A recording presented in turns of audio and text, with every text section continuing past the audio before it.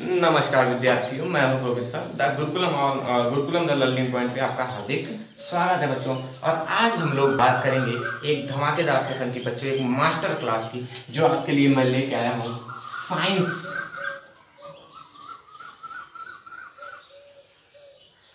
जो आपके लिए मैं लेके आया हूँ बच्चों साइंस की क्लास। और साइंस की इस क्लास में हम लोग बच्चों यूपी बोर्ड हिंदी मीडियम के 9th क्लास के लिए हम लोग विज्ञान की बात करेंगे बच्चों। कि विज्ञान के एनसीईआरटी पर आधारित बच्चों, एनसीईआरटी पर आधारित हम लोग विज्ञान के प्रथम पाठ की बात करेंगे। प्रथम अध्याय की बात हम लोग करेंगे बच्चों। प्रथम अध्याय की बात करेंगे किसकी? क्लास 9th के बच्चों एनसीईआरटी पर आधारित विज्ञान के प्रथम पाठ की बात हम लोग प्रारंभ से करेंगे। तो बच्चों लगातार वीडियो को देखते रहें और प्यारे बच्चों अपने क्लास के सभी बच्चों को शेयर करते रहें, ताकि हर कोई बच्चा बात की तरह यहाँ से सीख सके, यहाँ से पढ़ सके और यहाँ से आगे बढ़ सके बच्चों। तो जिस भी बच्चों को मैं पहले भी बता दूं कि बच्चों यदि आपको इसकी नोट चाहिए तो आप डिस्क्रिप्शन में जो नंबर दिया हुआ है बच्चों, वहां पर जाके आसानी से व्हाट्सएप पे मैसेज कर सकते हैं, फ़ोन कर सकते हैं अपने नोट्स के लिए। और यदि बच्चों आप यहाँ पर रोक के वीडियो लिखना चाहते हैं तो आसानी से बच्चों लिख सकते हैं। तो आइए बच्चों बात करते हैं आज हम लोग आपके प्रथम अध्याय की। तो सबसे पहले बच्चों यहाँ चर्चा होती है कि पदार्थ की, बच्चों पदार्थ की चर्चा होती है पहले अध्याय में। बच्चों क्लास को शुरू करने से पहले शेयर करना नहीं भूलना है, क्योंकि जितना आप शेयर करेंगे बच्चों उतनी ज्यादा तेजी से आपको नई नई क्लासें मिलती रहेंगी। क्योंकि बच्चों आपके शेयर करने से ही हमें ऊर्जा मिलती है और वही हमारी एनर्जी है ना बच्चों। तो आइए बात करते हैं पदार्थ की बच्चों। तो जो पहला पाठ कक्षा 9 के विज्ञान का जो सबसे डिस्कशन का विषय है बच्चों, वो है पदार्थ। कि पदार्थ होता क्या है, या बच्चों पदार्थ किसे कहते हैं। तो बच्चों जब हम अपने आसपास देखते हैं तो विभिन्न प्रकार की वस्तुएं दिखाई पड़ती हैं, जिनका आकार, आकृति एवं बनावट बच्चों भिन्न भिन्न होता है। बच्चों जब हम अपने आसपास देखते हैं तो हमें विभिन्न प्रकार की वस्तुएं दिखाई देती हैं। जैसा कि बच्चों आप अपने घर पे बैठे हो और आप बालकनी से गए और रोड पे देखे तो आपको अलग अलग तरीके की वस्तुएं दिखाई पड़ती हैं। और बच्चों जिनका आकार अलग होता है, जिनकी बनावट अलग होती है और जिनका बच्चों लगभग हम कह सकते हैं कि व्यवस्थाएं अलग अलग होती हैं। तो बच्चों अब इसके आगे हम लोग चर्चा करते हैं कि पदार्थ क्या है बच्चों। हम लोग जब घर से बाहर निकलते हैं बच्चों विभिन्न प्रकार की वस्तुएं देखते हैं, तो लेकिन बच्चों कैसे निर्धारित करेंगे कि कोई वस्तु पदार्थ है। तो बच्चों विश्व में प्रत्येक वस्तु, बच्चों एनसीईआरटी कहती है कि विश्व में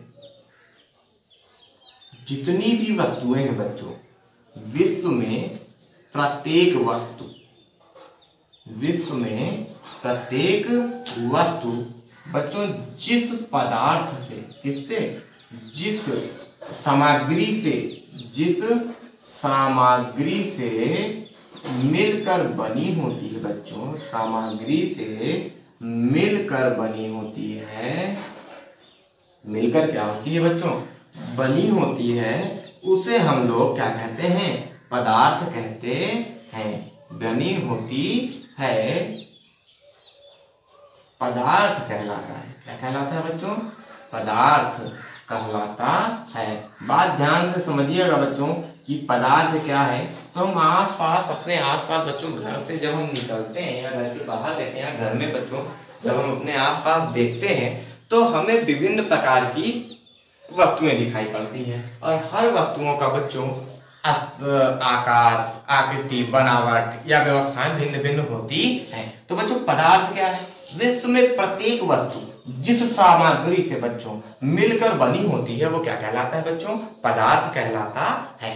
बच्चों यहाँ तक कि जो वायु हम लोग ग्रहण करते हैं बच्चों, वायु हम लोग ग्रहण करते हैं ना सांस के लिए, वायु जो हम लोग ग्रहण करते हैं, जो भोजन हम लोग जीवित रहने के लिए करते हैं बच्चों, जो ईंट घरों में लगती हैं बच्चों, जो लोहे की चीजें हम लोग इस्तेमाल करते हैं बच्चों, या ऐसी विभिन्न प्रकार की चीज बच्चों, यहाँ तक कि पानी की एक बूंद भी, पानी की बूंद बच्चों और रेत का एक कण, पानी की बूंद बच्चों, रेत का एक कण बच्चों, रेत का एक कण, ये सब क्या है बच्चों, रेत का एक कण, ये सब बच्चों पदार्थ है।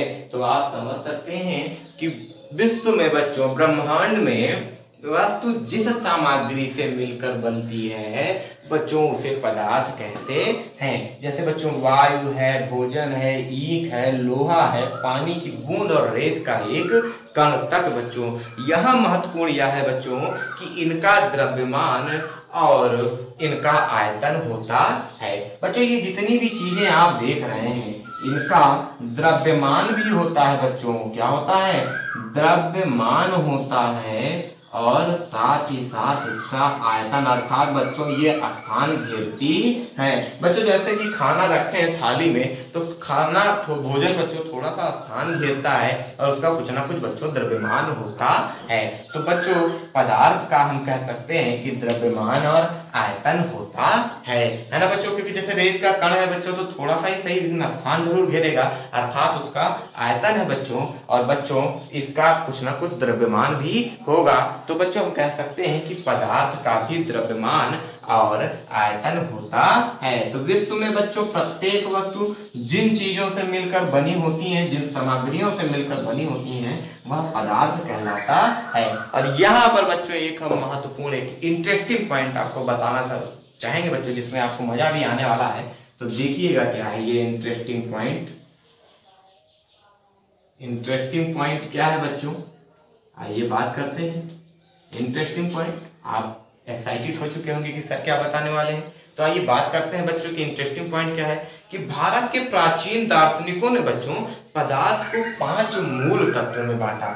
जो भारत के दार्शनिक थे, बात ध्यान से समझिएगा बच्चों, जो भारत के दार्शनिक थे, भारत के प्राचीन दार्शनिक बच्चों, जो प्राचीन दार्शनिक थे बच्चों, दार्शनिक, उन्होंने दार्शनिक ने बच्चों पदार्थ को, किसको बच्चों, पदार्थ को मूल 5 तत्वों में बांटा। मूल 5 तत्व में, 5 तत्व में बांटा, मूल 5 तत्वों में बांटा। ये 5 तत्व क्या थे बच्चों? ये 5 तत्व था बच्चों वायु, अग्नि और जल, आकाश। बच्चों कौन कौन से थे? वायु, देखिए 5 तत्व कौन कौन से थे? पृथ्वी, जल, आकाश। कौन कौन से बच्चों? वायु, पृथ्वी, जल, आकाश और बच्चों अग्नि। वायु, पृथ्वी, जल, आकाश और अग्नि। अर्थात बच्चों प्राचीन भारतीय दार्शनिकों का कहना यह था कि जो भी ब्रह्मांड में चीजें बनी हुई हैं वो वायु, पृथ्वी, जल, आकाश और अग्नि से मिली हुई है। और इन्हीं 5 तत्वों को बच्चों पंच तत्व क्या कहा गया? पंच तत्व कहा गया। तो है ना रोचक जानकारी बच्चों।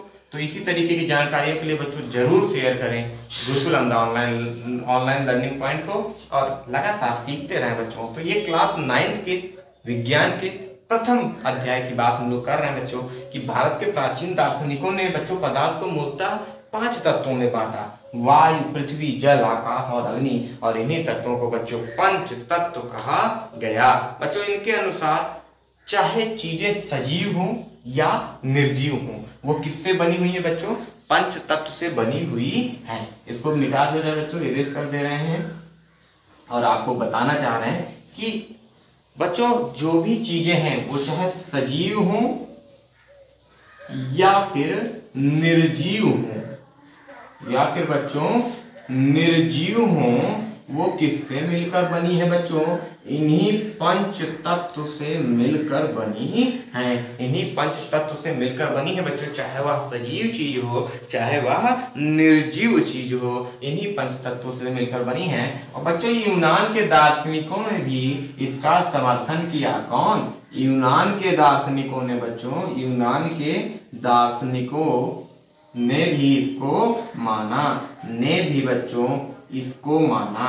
किसको? कि पंच तत्व क्या किया बच्चों, यूनान के दार्शनिकों ने भी इसको माना। क्या माना बच्चों कि पंच तत्व से बच्चों मिलकर सभी पदार्थ, चाहे वह निर्जीव हो चाहे वह सजीव हो बच्चों, बने होते हैं। तो भारतीय दार्शनिकों का मानना क्या था बच्चों, उनका मानना यह था कि पृथ्वी, जल, अग्नि, वायु और आकाश से मिलकर बच्चों सभी प्रकार के पदार्थ बच्चों बने हुए होते हैं। और इसी बात का समर्थन यूनानी वैज्ञानिकों ने भी किया। तो बच्चों अब हम लोग बात करते हैं कि पदार्थ का भौतिक स्वरूप क्या था। बच्चों पदार्थ का भौतिक स्वरूप क्या था, इरेज कर दें बच्चों इसको। अब बात करते हैं, आप बच्चों वीडियो को रोक रोक के इन सब चीजों को लाइन वाइज लिखते जाएंगे तो बच्चों पदार्थ के बहुत इंटरेस्टिंग पॉइंट में मुझे लगता है आपको जरूर मजा आया होगा बच्चों, जरूर आपने एंजॉय किया होगा। अब बात करते हैं भौतिक स्वरूप की। पदार्थ का जो भौतिक स्वरूप होता है बच्चों, क्या भौतिक स्वरूप, वो क्या था बच्चों, पदार्थ का भौतिक स्वरूप की अगर बात की जाए तो पदार्थ का भौतिक स्वरूप ये कहता था बच्चों कि बहुत समय से दो विचारधाराएं थी कि पदार्थ बच्चों लकड़ी की टुकड़े की सतह की तरह होता है, या दूसरी विचारधारा थी कि बच्चों यह रेत के कणों की तरह होता है। स्वरूप में बच्चों दो विचारधारा थी। पहली थी कि लकड़ी के टुकड़े की सतह की तरह, लकड़ी के टुकड़े के सतह की तरह बच्चों, किसकी तरह, टुकड़े की सतह की तरह होता है कौन, पदार्थ बच्चों, और पदार्थ के कण। और बच्चों दूसरी बात ये कही गई कि रेत के कणों की तरह होता है, किसकी तरह, रेत के कणों की तरह। तो बच्चों आइए निर्धारित करते हैं इन दोनों बातों को कि कैसा पदार्थ का कण होता है।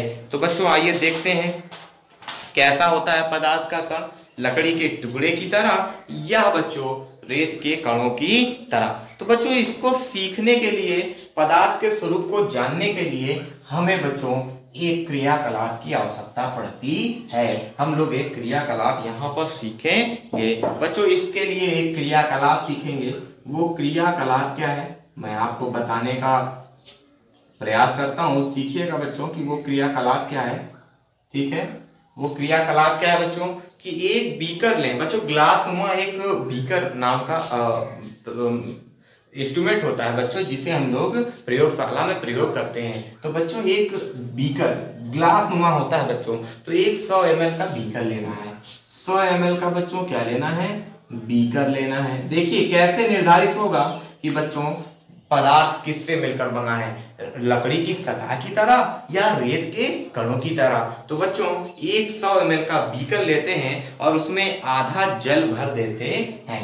बीकर में बच्चों एक 100 ml के बीकर में आधा क्या भर देना है, जल। और इसे बच्चों निशान लगा देना है कि जल जहां तक भरा है। आधा जल भर कर बच्चों निशान लगा देते हैं कि कितना जल भरा है। क्या करते हैं, निशान या चिन्ह लगा देते हैं बच्चों कि कितना